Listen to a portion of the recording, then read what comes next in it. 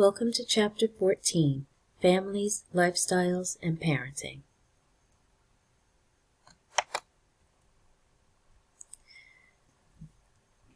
In this chapter, we're looking at family as a process. And according to Bonhoeffer-Brenner's ecological theory, he's looking or analyzing family in terms of the social context, in terms of 5 environmental systems. These systems are the microsystem, the mesosystem, the exosystem, the macrosystem, and the chronosystem. So when you're looking at this figure here, you are in the center, and surrounded by you are your immediate factors that pretty much define your life. Okay, you've got your family, your school, your peers, your work, your neighborhood or community, and your religious affiliation. All that falls under your microsystem. The next one is your mesosystem, and this looks at those same issues in a larger text. So we're looking at family, school, religious affiliation, workplace, and neighborhood. Okay. Then your next one is your exosystem. There are influences from another setting that the individual does not experience directly.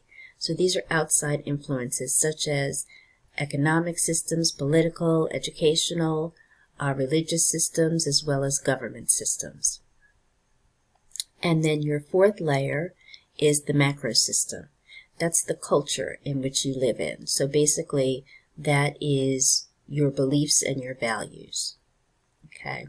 And then the final outside level is your chronosystem, which is the socio-historical circumstances that change over time. In other words, it's a dimension of time.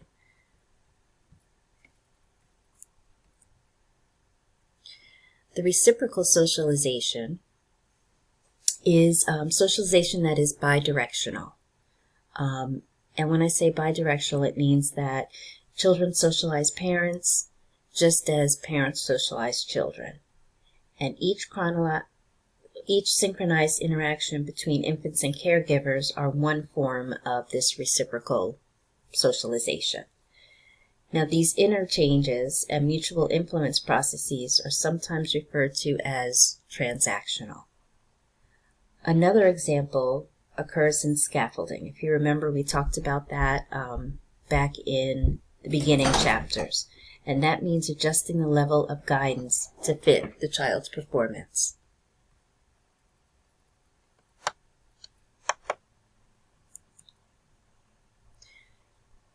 So, with this chapter, we're going to be looking at family as a system. And as a social system, the family can be thought of as a constellation of subsystems defined in terms of generation, gender, and role. And all these subsystems actually interact and influence each other. So there's a dyadic subsystem, which involves 2 people, and then a polydyadic subsystem, which involves more than 2 people. And no matter what the number of people is, they definitely influence each other. Cohabitating adults.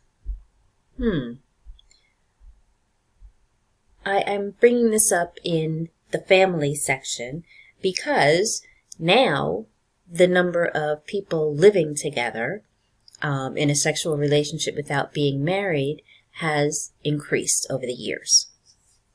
The number of cohabitating couples in the U.S. has increased since the 70s. And if you look to this diagram next to you, you can see how much of an increase there's been. So more than 75% of adults cohabitate prior to getting married. In the U.S., cohabitating arrangements tend to be short-lived, so fewer than 1 out of 10 last for 5 years. So they either find out that they are not compatible and they split, or they get married during that time.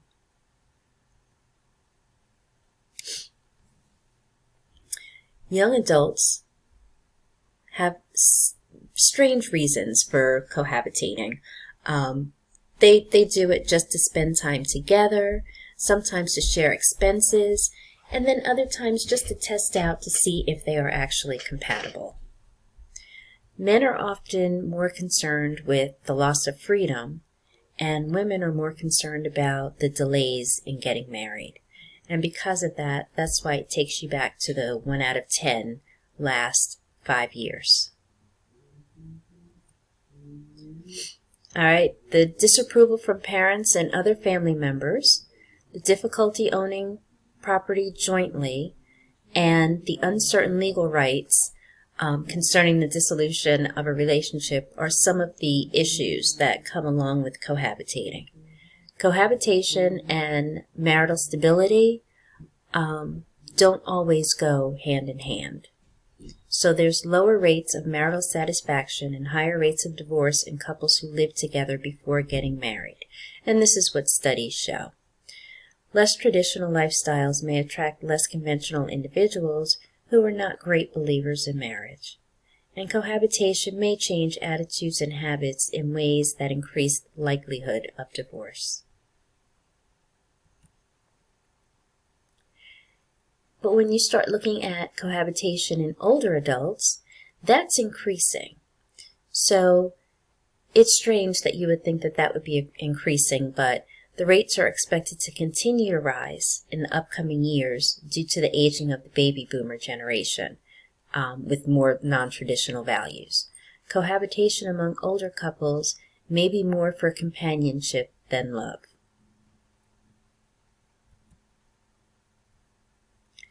Married adults. The majority of Americans still do get married. Marriage's role in signaling a successful social life to family and friends.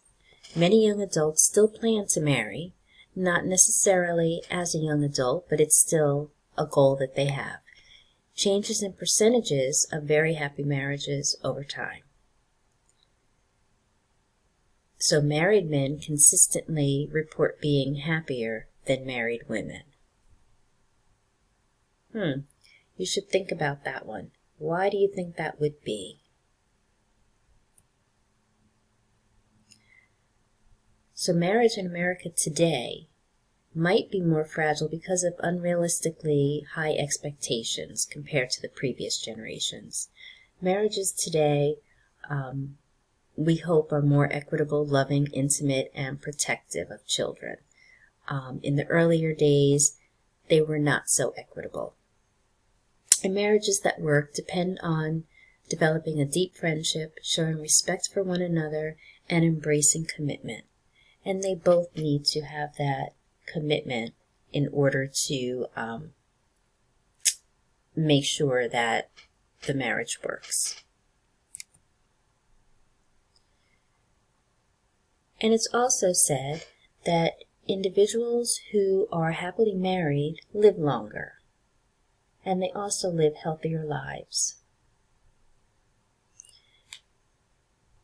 Which makes sense, because compared to divorced individuals and unhappily married individuals, if you're not happy, then you're definitely not going to be living a healthier life. So the positive effects on marriage, or positive effects on marriage on lifespan, with being married benefiting men's longevity more than women's. So, in other words, if men are living longer when they're married, more so than when they're not.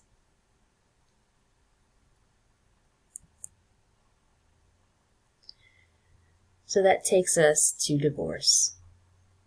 So, in the U.S., we still have one of the highest divorce rates in the world. The factors that increase the likelihood of divorce are youthful marriages. If you get married too young, you haven't really figured out who you are, and then here you are making a commitment. Low education level, low income, no religious affiliation, parents who are divorced, having a baby before marriage. These are just some of the factors that increase your likelihood. It does not mean that it will definitely happen.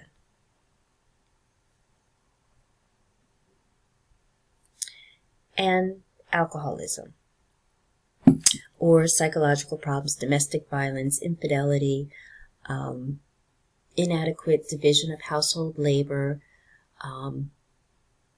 Those are other factors that could definitely increase the likelihood of divorce.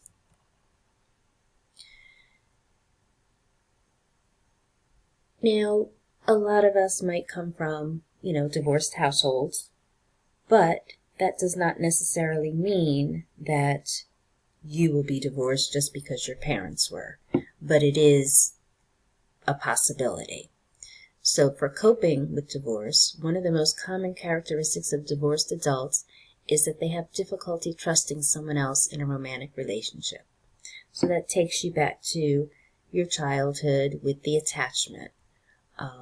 If you look at some of the earlier theories and try to put it into place here, you'll see that there is actually a relationship between that. Staying married because of the children is one of the main reasons why people take so long to become divorced. So you always hear about people being married for 20 years or 25 years and then they suddenly get divorced.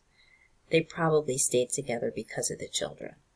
And then the main reasons that middle-aged and older adults cite for divorce is because women feel like there's verbal, physical, or emotional abuse, or alcohol, drugs, cheating, something of that nature. And then the men, they don't feel like there's any problems. They just, fell out of love, or they were cheating, or they just grew in a different fashion. And remarrying. With the rising divorce rates and increased longevity and better health, all of those have led to an increase in remarriage among older adults. So the majority of adult children support the decision of their older adult parents remarrying, whether it's for companionship or whether it is out of love.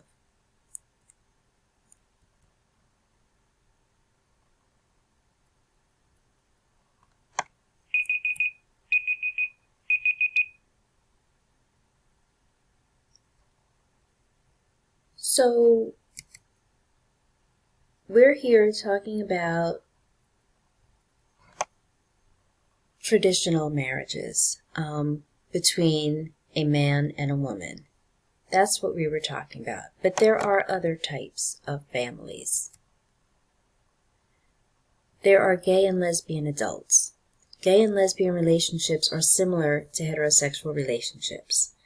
However, the main difference is obviously the partner. It's not a man and a woman. It's either a woman and a woman or a man and a man. And yes, there are other segments in there. One can be, transgender, and one can be gay, and one can be lesbian, and one can be transgender. There's all other connections that can be made, but we're going to put, them into the category of gay and lesbian adults. And there's a ton of misconceptions about the couples. One of them is that one partner is masculine and the other one is feminine. That's just a stereotype. It's the same as if it were a man and a woman when it comes to how you would define the partners. A small segment of the population has a large number of sexual partners. However, the majority are